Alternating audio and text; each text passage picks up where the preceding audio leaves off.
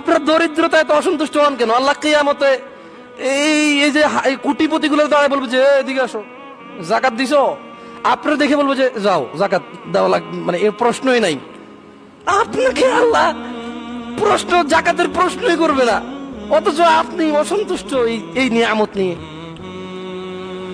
ধরেন একটা বাসের ভিতরে ঢুকলো পুলিশ, এখন জামাত শিবির চেক করবে, জঙ্গি জিএমবি চেক করবে, সব কটারে নামায় ব্যাগ ট্যাগ ঝাইরা যাবে, কোনো কুল্লি মুল্লি বুম টুম আছে কিনা চেক করতেছে। মানে খুব একটা, মানে বাংলাদেশে ধরেন আল্লাহ আসুর দিক, ধরেন একটা যুদ্ধ পরিবেশ।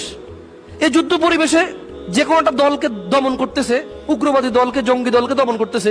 এই সময় সবার চেক হচ্ছে। আপনার মতো 10 জন মানুষকে বললো যে যাও চেক করবেন না স্যার? আরে না, তোমার কি চেক করবো, যাও। আপনি কি গর্ব করবেন নাকি আপনি মন খারাপ করবেন? আপনি যেই পথে ছিলেন, যেভাবে আছেন, আপনি বলবেন যে না রে ভাই, আমার এই চরিত্র আমি চেঞ্জ করবো না।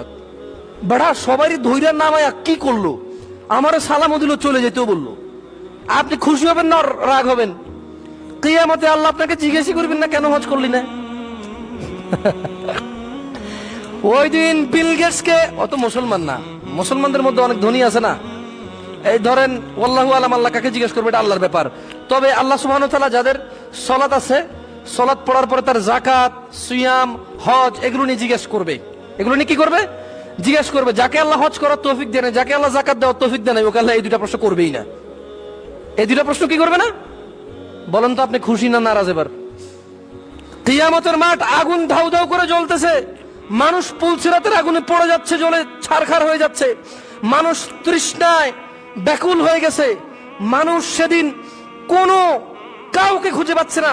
লা ইউসালু হামিমুন ইল্লা ওয়ালা ইউসালু হামিমুন হামিমা। সেদিন কোন অন্তরঙ্গ বন্ধুর খোঁজ খবর নেবে না।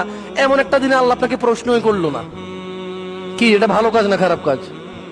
দরিদ্রতা খারাপ না? দরিদ্রতা খারাপ? আরে দরিদ্রতা কোন নিয়ামত জানেন আপনি? আমি বলছি না যে বড়লোক হওয়া খারাপ, নেগেটিভই নেই। বাংলাদেশের মানুষ সব বেশিরভাগ নেগেটিভই নেয়। আপনারা বুঝবেন যে যখন আমি যে বিষয়টাকে উল্লেখ করব, তখন আমি সেই বিষয়টাকে হাইলাইট করব।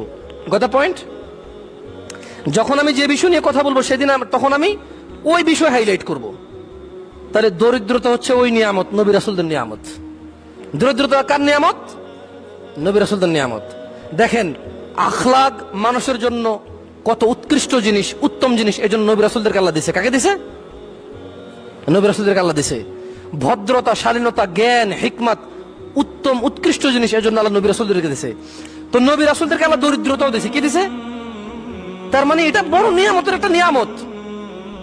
আল্লাহ আমাদেরকে বোঝার তৌফিক দান করুন। যাদের ক্ষমতা আছে, যাদের টাকা পয়সা আছে, আল্লাহ সুবহানাহু ওয়া তাআলা বলছেন যে আরে সফল কাম তো ওই মুমিন হয়ে গেছে যে মুমিন নামাজে ভদ্র, যে মুমিন নামাজে ভীতু, যে মুমিন অনর্থক কথা এবং কাজ করে না, যেই মুমিন যাকাত ফরজ হওয়ার পরে যাকাত দিতে সব সময় নিজেকে সেই অ্যাক্টিভ রাখে। কি রাখে?